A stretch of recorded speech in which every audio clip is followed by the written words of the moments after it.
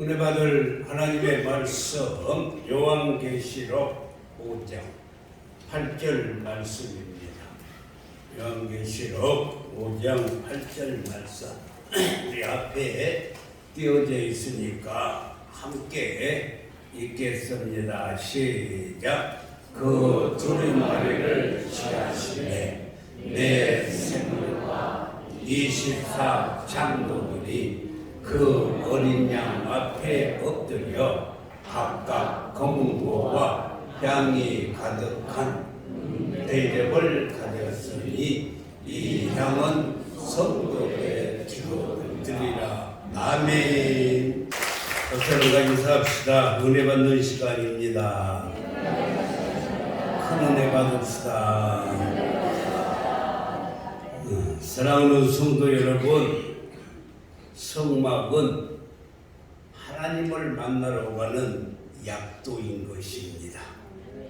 그래서 오늘 우리는 이 약도를 통해서 한 번도 빠짐없이 다 하나님을 만나고 들어가는 길을 주님의 이름으로 축복합니다. 출애굽기 25장 22절에서도 거기서 내가 너와 만나고, 그러니까 거기서라는 말은 성막에서 하나님께서 저와 여러분을 만나 주신다는 것입니다. 이스라엘 백성들이 출애굽을 하여 광야를 걸어갈 때 하나님께서 모세에게 성막을 만들어라. 그리고 그곳에서 하나님이 만나 주셨다는 것입니다. 사랑하는 성도 여러분, 하나님을 만나면 모든 문제가 다 해결될 줄 믿습니다. 우리의 구원의 문제도, 우리의 질병의 문제도, 건강의 문제도, 결혼의 문제도, 사업의 문제도 하나님 만나면은 다 해결될 줄 믿으시면 큰 소리로 아멘. 어느 동네에서 총각이 이웃 마을의 아가씨를 사랑을 했어요. 그 사랑을 해서 날마다 편지를 써서 1년 365일을 붙였는데, 그 편지를 들고 간 우체부 총각이 날마다 그 아가씨한테 편지를 갖다 주면서 나중에 누가 결혼을 했냐면 그 편지를 갖다 준 우체부 총각이 결혼하게 된다는 것입니다. 그렇습니다. 하나님을 만나야 모든 문제가 해결될 줄 믿습니다. 그래서 성막은 하나님을 만나러 가는 약도인데, 자, 그럼 오늘 약도를 따라서 하나님을 만나러 가기를 주님의 이름으로 축복합니다. 우리 하나님 만나러 갑시다. 여러분들이 고를 해야 그 다음 가지. 하나님 만나러 갑시다. 하나님 만나는 시간인 줄 믿습니다. 먼저 우리가 문으로 다가가는데, 들어가려면 우리 회막 문이 있어야 되지 않겠어요? 그래서 성막 문으로 들어갈 줄 믿습니다. 사랑하는 성도 여러분, 우리가 문에서 구원론을 배우게 되는 거예요. 예수님이 문이라는 것입니다. 요한복음 10장 7절 말씀에서 나는 양의 문이라 라고 말씀했어요. 그러니까 우리 회막문에서 오늘 우리는 예수님을 만나서 다 구원을 얻게 될 줄 믿습니다. 그런데 문은 오직 하나밖에 없어요. 이스라엘 백성들의 12지파가 동서남북으로 해서 이렇게 세 지파씩 앉아 있는데, 문이 4개를 동서남북으로 4개를 이렇게 문을 만들었으면 얼마나 다니기가 좋고 들어가기가 좋겠어요. 그런데 문은 하나밖에 없습니다. 200만 이스라엘 백성들, 그리고 12지파의 모든 이스라엘 백성들이 들어가는 것은 문은 오직 하나밖에 없는데, 그것은 오직 구원은 우리 주 예수 그리스도 한 분이기 때문에 문은 하나밖에 없는 것입니다. 그래서 이 사도행전 4장 12절에서도 다른 이로서는 구원을 받을 수 없나니 천하 사람 중에 구원을 받을 만한 다른 이름을 우리에게 주신 일이 없습니다 하였더라. 그러니까 불교를 믿은 석가모니나 공자나 맹자나 그 어느 누구도 구원의 문이 아니에요. 구원의 문은 우리 주 예수 그리스도 한 분밖에 없어요. 그분이 요한복음 14장 6절에서는 너희로 예수께서 이르시되 내가 곧 길이요 라고 말씀했어요. 그러니까 예수로 남지 않고는 아버지께 올 자가 없느니라고 말씀했어요. 그런데 이 해망문에 문은 문턱이 없습니다. 왜 문턱이 없을까? 그것은 문턱이 없는 것은 누구든지 주의 이름을 부르는 자는 다 구원을 받게 하기 위해서 해망문에는 문턱이 없어요. 다 예수 믿으면 구원받게 될 줄 믿습니다. 요한복음 10장 9절에서도 말씀하고 있어요. 내가 문이니 누구든지 나로 말미암아 들어가면 구원을 받고 또는 들어가며 나오며 꼴을 얻으리라. 그러니까 예수님 만나면 다 구원을 얻게 될 줄 믿습니다. 그 다음에 구원을 받고 번제단으로 들어가는 거예요. 번제단은 회개론입니다. 다시 말해서 제사함을 받는 거예요. 문에서 우리가 구원을 받고 번제단에서 뭘 해야 되는가? 우리는 죄를 다 버려버려야 됩니다. 그래서 번제단은 죄와 이혼하는 장소가 번제단이에요. 죄를 가지고서는 하나님을 만날 수 없기 때문에 번제단에서 죄를 다 태워버려야만이 되는 것입니다. 그럼 죄를 어떻게 버리는가? 죄를 버리는 방법은 지금은 예수 그리스도의 보혈의 피를 의지해서 회개하기만 하면 주홍같이 진홍같이 붉을지라도 양털같이 흰눈같이 깨끗게 하여 주실 줄 믿습니다. 그래서 구약시대에는 짐승을 잡아서 각을 떠서 피는 제단에 뿌리고 재물은 태워서 연기로 제사함을 받았어요. 구약은 죄 때문에 양이 죽었고 신약에 와서는 세상 죄를 지고 가는 하나님의 어린 양이 예수 그리스도의 십자가를 지심으로 말미암아서 우리의 모든 죄를 사하여 주신 줄 믿습니다. 그래서 세례 요한이 예수님이 지나가는 것을 보시고 요한복음 1장 29절에서 이튿날 요한이 예수께서 자기에게 나오심을 보고 이르되 보라 세상 죄를 지고 가는 하나님의 어린 양이로다. 우리 예수님이 세상의 모든 죄를 지고 가는 하나님의 어린 양이라는 것입니다. 그 다음에 세 번째 물두멍이 있습니다. 물두멍은 성전을 말씀하고 있는데 문에서 예수님을 영접하고 그리고 번제단에서 제사함을 받고 물두멍에서 손을 씻고 성결케 해야 돼요. 우리가 구원은 한 번으로 이렇게 구원을 받습니다. 단회적으로 해요. 그런데 우리가 손을 씻고 우리가 날마다 지은 죄는 날마다 씻듯이 죄를 회개하는 것입니다. 그래서 에베소서 5장 26절에서는 이는 물로 씻어 말씀으로 깨끗게 하사 거룩하게 하시고 우리는 그래서 이제 성결케 되었어요. 문에서 예수님을 영접하고 번제단에서 모든 죄를 회개하고 물두멍에서 성결하게 되었으니 이제 우리는 담대하게 성소로 들어가는 것입니다. 우리는 지금 성소에 들어가고 있습니다. 성소에 들어가면은 등대가 있는데 등대는 사명론입니다. 다시 말해서 내 등대는 아침 저녁으로 감람류를 공급해 주는 거예요. 감람류는 성령을 의미하는데 마태복음 5장 14절에 보면은 너희는 세상의 빛이라. 우리가 세상의 빛이기 때문에 저와 여러분은 착한 행실로 이 빛을 세상에 비추는 사명이 있어요. 그래서 우리 예수 믿는 사람들은 착한 행실로 세상의 빛을 비추는 이 사명을 잘 감당해야 할 줄 믿습니다. 다섯 번째는 떡상이 있어요. 그 옆에 떡상이 있는데 떡상은 축복론을 말씀하고 있어요.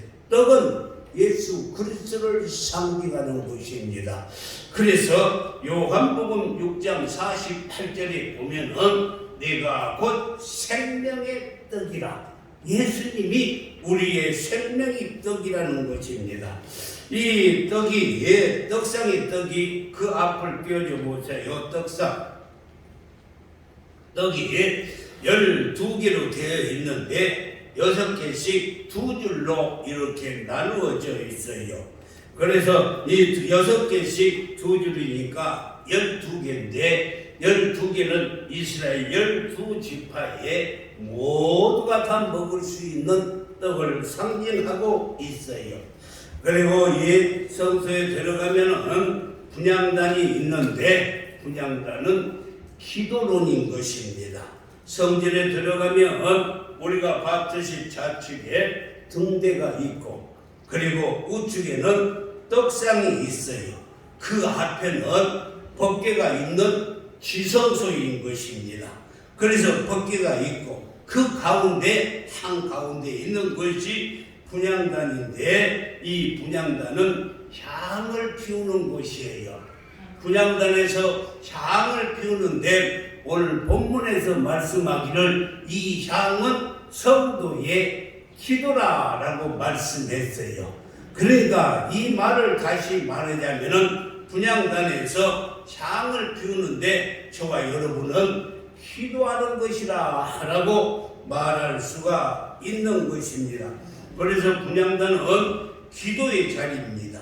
여기서 하나님을 만나서 커뮤니케이션이 이루어져서 하나님께 기도하는 거예요. 그런데 이 분향단은 금으로 다 입혀졌어요. 분향단을 한번 다시 띄워주면 이 분향단은 저렇게 금으로 다 입혀져 있는데 금은 믿음을 상징을 하는 거예요. 그래서 우리가 하나님께 기도할 때 믿음으로 기도해야만 해요. 내 믿음대로 될지어다. 할렐루야. 믿음대로 기도해야 될 줄 믿습니다. 그리고 이 분향단에 보면은 4개의 뿔이 있어요. 지금 뿔이 있죠. 4개의 뿔이 있는데 이 뿔은 무엇을 상징을 하냐면은 권세를 상징하는 거예요. 다시 말해서 기도하는 자에게 하나님이 권세를 줘요. 악한 마귀를 물릴 수 있는 이 권세가 기도하는 자에게 일어나는 거예요. 그래서 기도해서 악한 마귀를 물리치고 이 병만을 물리쳐서 건강하게 살아갈 줄 믿습니다. 그럴 뿐만이 아니라 우리에게 재앙을 갖다 주는 악한 마귀도 기도를 통해서 물리치는 거예요. 그래서 뿔이 있는 것입니다. 사랑하는 성도 여러분, 기도를 통해서 승리하는 여러분들이 되기를 주님의 이름으로 축원합니다.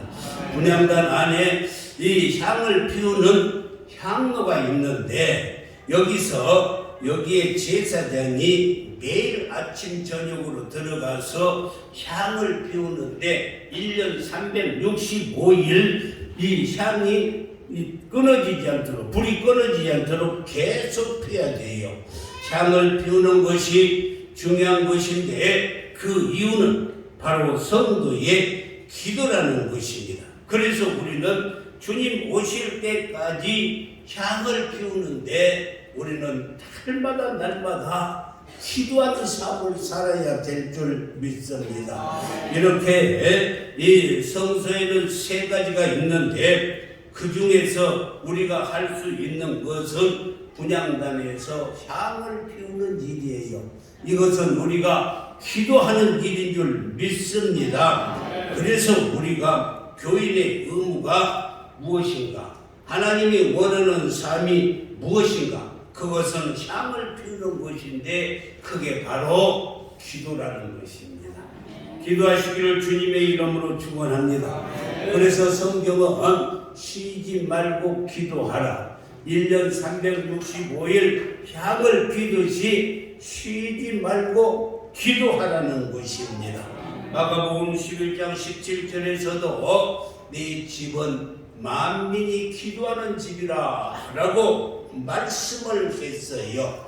교회는 그래서 기도하는 곳입니다. 믿으시면 아멘. 이렇게 구약에는 분향단에서 향을 피웠지만은 지금 신약에는 기도하게 하기 위해서 하나님께서 교회를 세워주셨어요. 그래서 교회가 기도하지 않는 교회는 아무 일도 할 수 없습니다. 기도하지 않는 교회는 부흥하고 싶어도 부흥할 수도 없어요. 기도하는 심령이 살아납니다. 기도하는 가정이 축복을 받아요. 기도하는 성도가 승리해요. 기도하고 하는 사업은 잘 되게 되어 있습니다. 그래서 우리가 기도하면 마귀가 우리의 밥이 되고, 우리가 기도하지 않으면 우리가 마귀의 밥이 되는 거예요.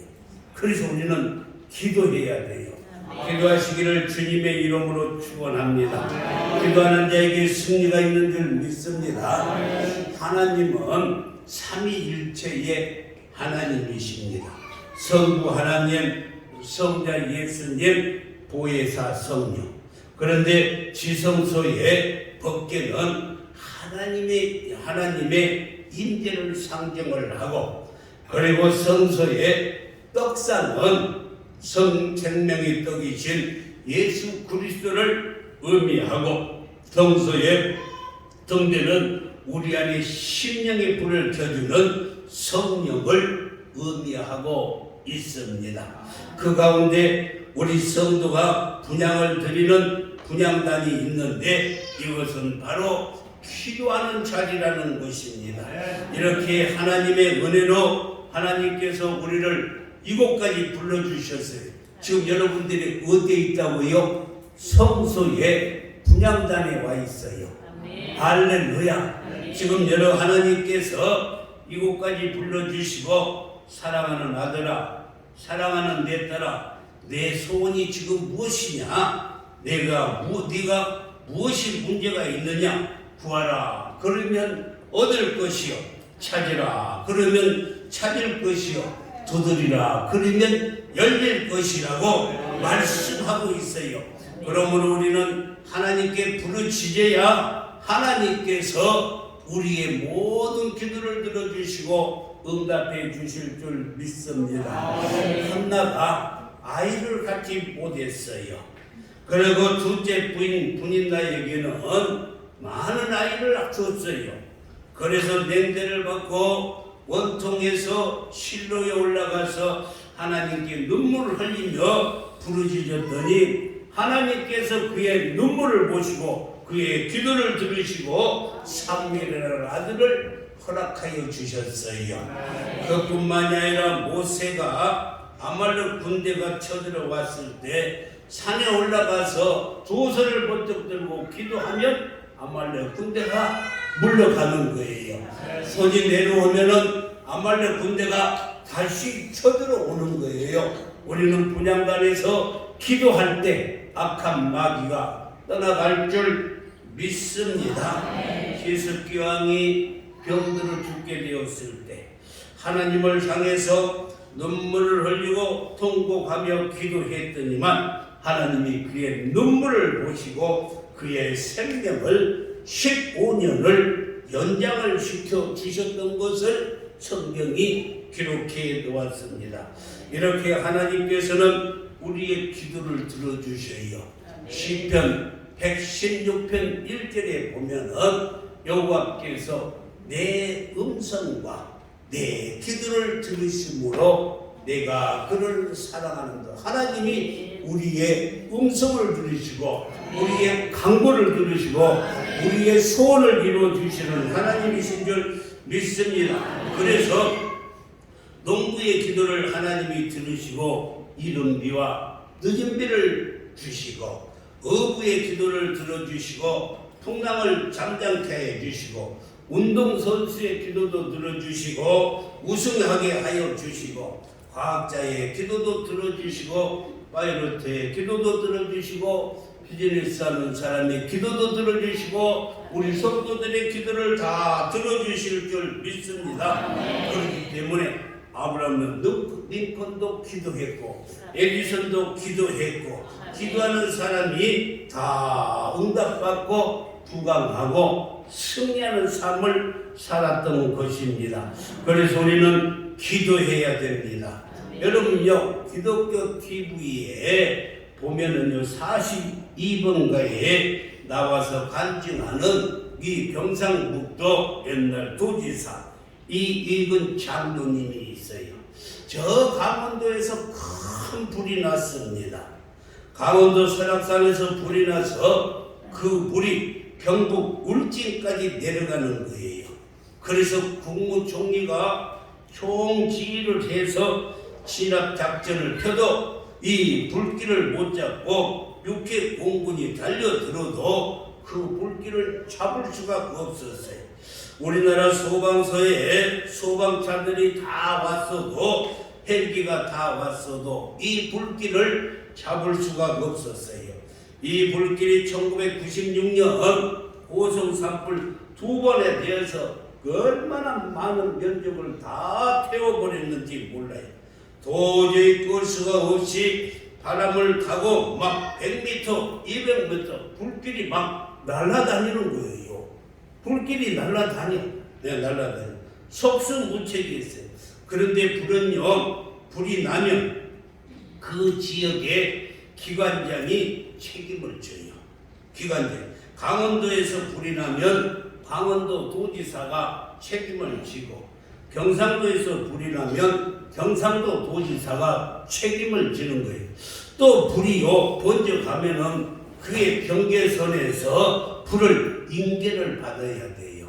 다시 말해서 남양주시에서 불이 났는데 그 남양주시를 다 태우고 또 구리까지 가면은 구리시장이 그 불을 인계를 받는 거예요. 고성에 불이 나면 고성 군수가 받고 화천군으로 번져 나가니까 화천 군수가 받고 양양군으로 넘어가니까 양양 군수가 그 불을 인계받아요. 그래서 이 불이 일주일 동안 내내 불이 번져 나갔는데 이 불이 경상북도 울진까지 내려가는 거예요. 어디까지? 울진까지. 예, 경상북도 울진까지. 그래서 경북도지사에게 불인계를 받으라라는 명령이 내려와서 울진군 관사에서 저녁 내내 기도했답니다. 그리고 이 장로님이 교회 성도들에게 불길이 잘 펴지도록 기도 좀 해달라고 부탁을 하고 이 관사에서 기도하고 성도들이 기도를 했어요. 그랬더니만 그 기도를 하나님이 들으시고 그 다음날은 뭐라고요? 그 바람이 다 그쳐버리더니만 비가 내려가지고 불을 싹 잡아버렸어요. 할렐루야. 기도가 불을 잡은 줄 믿습니다. 그래서 기도는요 서로 해주는 거예요. 기도는 부탁해야 돼요. 부탁하세요. 그래서 기도의 친구를 만나면 행복하고 기도하는 아내가 가장 행복한 거예요. 기도하는 아내 있으면.